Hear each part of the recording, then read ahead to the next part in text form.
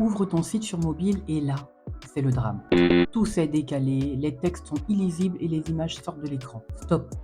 C'est le moment de parler responsive design. Dans cette vidéo, tu vas apprendre à rendre ton site adaptable à tous les écrans grâce aux unités relatives, aux media queries et aux fameux mobile first. Moi, c'est Gray, maman solo de 3 enfants et développeuse web reconvertie.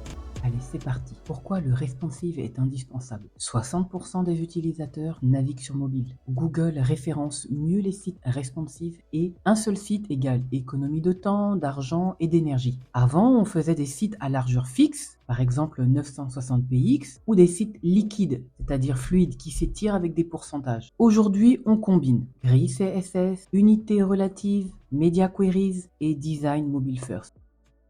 Tu veux que ton site soit fluide et adaptable à tous les écrans? Alors oublie un instant les pixels fixes et découvre les unités relatives rem, pourcentage, VW et VH. Les unités relatives s'adaptent à la taille de l'écran ou à celle d'un élément parent. Contrairement aux unités fixes comme les PX, pixels, elles permettent un design responsive et accessible. Première unité, rem, qui signifie route et M.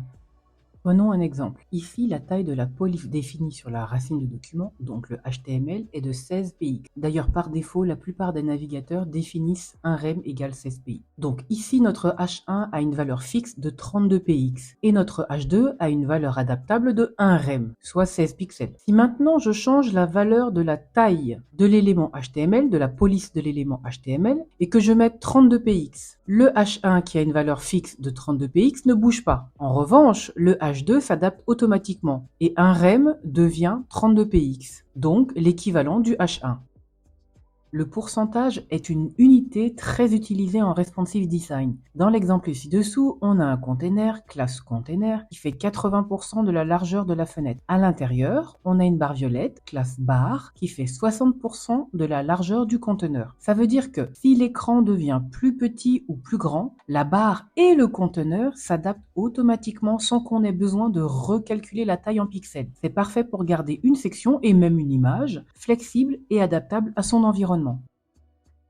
Troisième unité, VW, Viewport Width, qui prend en compte la largeur de la fenêtre, et VH, Viewport Height, qui prend en compte la hauteur de la fenêtre. Parfait pour créer des sections plein écran, des blocs visuels percutants ou centrer verticalement du contenu. Ici, dans notre exemple, notre section classe Full Screen Section a une largeur de 100 VW, Viewport Width, ce qui veut dire qu'elle prend 100% de la largeur de l'écran, peu importe la taille de l'appareil. Et avec 100 VH, donc Viewport Height, elle prend aussi 100% de la hauteur de l'écran. Résultat, une section qui remplit entièrement l'écran, comme un splash screen ou une section de bienvenue. Grâce à Display Flex, on centre le texte horizontalement et verticalement avec Justify Content, Center et Align Item, Center. Et en plus, ça s'adapte automatiquement si l'utilisateur change l'orientation de l'écran ou redimensionne la fenêtre. En résumé, rem basé sur la taille racine du document, pourcentage basé sur le parent direct, VW, VH basé sur la taille visible de l'écran, ça, ce sont les indispensables. Maintenant, petit bonus, combine-les. Un layout efficace utilise souvent rem pour les tailles de texte, pourcentage pour les containers et VW/VH pour les zones pleine page.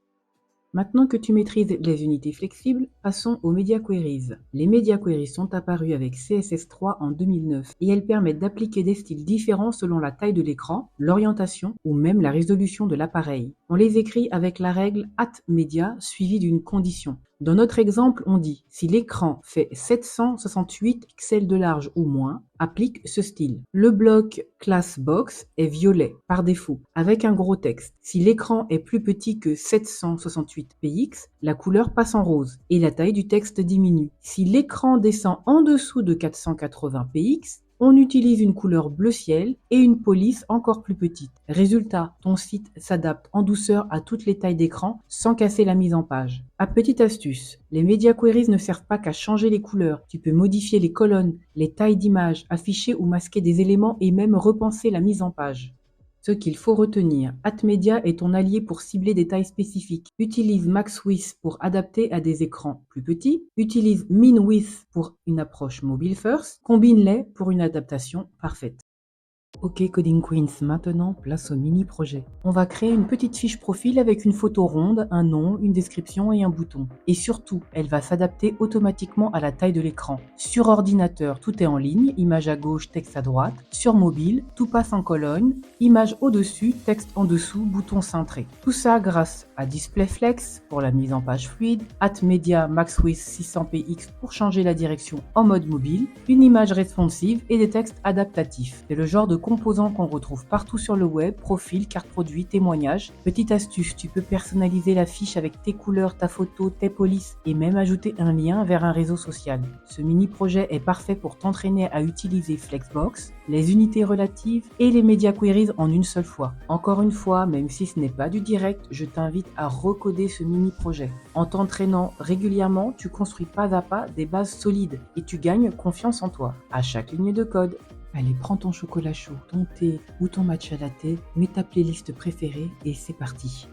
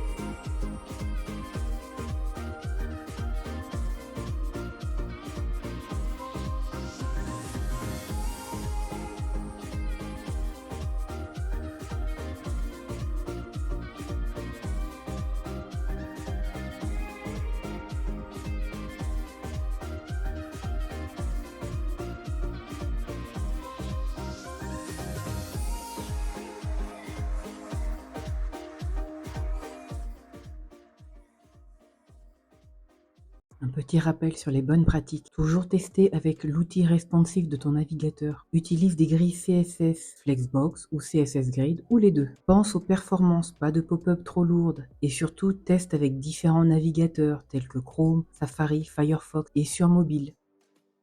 Allez, pour terminer, je vous propose un petit quiz pour valider vos acquis et renforcer votre mémorisation. C'est parti!